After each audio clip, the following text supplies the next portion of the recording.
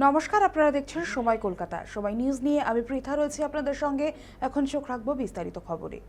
মর্মান্তিক পথ দুর্ঘটনা বাগডোগরায়। ইসলামপুর থেকে শিলিগুড়িগামী একটি সরকারি বাস এক পথচারীকে সজোরে ধাক্কা মারে, ঘটনাস্থলে মৃত্যু হয় ওই পথচারী। তবে দুর্ঘটনার পর চালক ও কন্ট্রাক্টর দুজনেই পলাতক। এ বিষয়ে আরো বিস্তারিত জানবো। ফোন লাইনে রয়েছেন আমাদের প্রতিনিধি সানি রায়। সানি, কিভাবে হলো এই দুর্ঘটনা, কি জানতে পারছো? সানি, তুমি শুনতে পাচ্ছ? সানি, কিভাবে হলো এই দুর্ঘটনা, কি জানতে পারছো? দেখো, তোমাকে জানাবো যে, শিলিগুড়ির এই ঘটনায় কিন্তু ইতিমধ্যে একজনের প্রাণহানির ঘটনা ঘটেছে। যদিও এখনো পর্যন্ত পুরোপুরি ভাবে কিন্তু তার নাম পরিচয় জানা যায়নি। তবে মৃতদেহটি উদ্ধার করে কিন্তু ইতিমধ্যেই নর্থ বেঙ্গল মেডিকেল কলেজে নিয়ে যাওয়া হয়েছে এবং পুঙ্খানুপুঙ্খ তদন্ত করার চেষ্টা করছে পুলিশ। তোমাকে জানাবো, ইসলামপুর থেকে শিলিগুড়িগামী একটি রাষ্ট্রীয় পরিবহন সংস্থা, উত্তরবঙ্গ রাষ্ট্রীয় পরিবহন, সেই সংস্থার গাড়ি কিন্তু আচমকাই একটি বিকট শব্দ করে, অর্থাৎ বাগডোগরা যে বিমানবন্দর রয়েছে, বিমানবন্দরের অদূরেই যে ফ্লাইওভার, সেই ফ্লাইওভারের নিচে কিন্তু এই দুর্ঘটনা।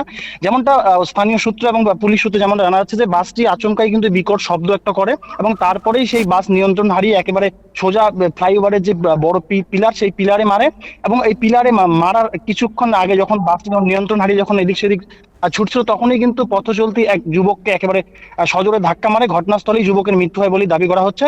পাশাপাশি তোমাকে জানাবো যে চালক এবং যে যার সহচালক রয়েছেন, দুজনে কিন্তু ঘটনাস্থল থেকে পলাতক। পুলিশ তাদের যেমন খুঁজছে, পাশাপাশি এই গোটা ঘটনা নিয়ে কিন্তু ইতিমধ্যে একেবারে গোটা এলাকায় একটা চাঞ্চল্য তৈরি হয়ে গিয়েছে। কারণ শহরের একেবারে ব্যস্ততম রাস্তা এবং এই ফ্লাইওভারের নিচ দিয়েও কিন্তু শিলিগুড়ি, কলকাতা, ইসলামপুর বিভিন্ন জায়গাতে কিন্তু যাওয়া যায়। ঠিক এই মোড়ে ট্রাফিক ব্যবস্থা যেমন একটা নিয়ন্ত্রণে আনার বারবার দাবি উঠে এসেছিল।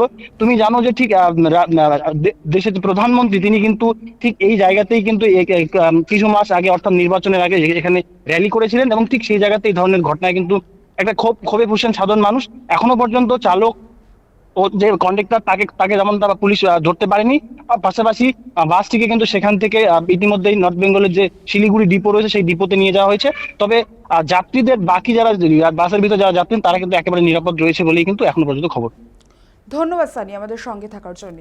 জানা গিয়েছে বিহার মোড়ে ঢোকার আগেই বাসটির এই অবস্থা হয় এবং বাসটি হঠাৎ যান্ত্রিক ত্রুটি দেখা দেয় এবং পরবর্তীকালে যেটা দেখা যায় যে বাস থেকে বিকট শব্দ বের হতে শুরু করলে আতঙ্কিত হয়ে পড়েন যাত্রীরা।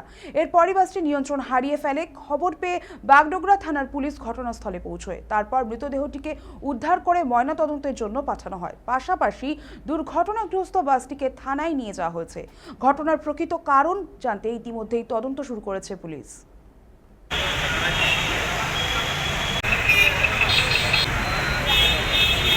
আমি বাসে ছিলাম, আমি জানি না কি হয়েছে। ওইখানে নামালো মানুষ, নামায় ওইখান থেকে ঘ্যাটঘেট করতেছে। যখনই ঘ্যাটঘেট করতেছে আমি কিচ্ছু শুনি নাই। আমি নিজের যান বাঁচার করছিলাম।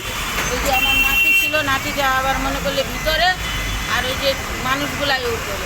তারপরে ওকে মানুষগুলাকে ধাক্কাধাক্কি দিয়ে নাতি দিয়ে কোনো মতন করে আমি বাইর করছি। নাতিরও কিচ্ছু হয় নাই, আমাদেরও কিচ্ছু হয় নাই, ভগবান বাঁচাই। বাসের যাত্রীরা সবাই ঠিক আছে? হ্যাঁ, বাসের যাত্রীগুলো সবাই ঠিক আছে। আমরা বাসে বসেই আছি, আসতেছি, ওইখান থেকে ব্রেক ফেল হয়েছে গাড়িটা। ড্রাইভার কিন্তু সামলাইছে, অনেকটাই সামলাইতে এখানে গেল।